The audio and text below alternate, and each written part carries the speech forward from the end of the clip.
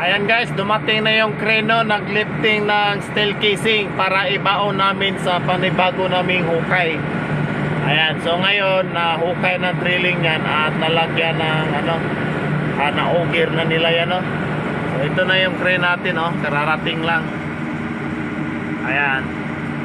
Tapos ito naman, naghulog na steel casing, so kailangan yung drilling machine ay aatras.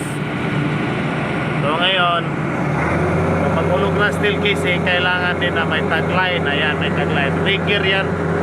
So sila talaga authorized na mag-lifting dyan, no? At mag-assist ng crane sa pagbaba ng steel casing. Ayan, 8 meters ang lalim yan guys. Tapos 1.5 diameter, no? Ayan guys, dandahan na nila hinulog, no?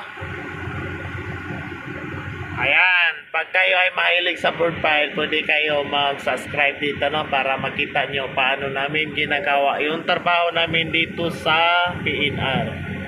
Ayan. Ayan, pag sila ay maghulog na steel casing, at hindi yan basta-basta na hulog ng hulog lang. Kailangan monitor din nila yung puntos, no?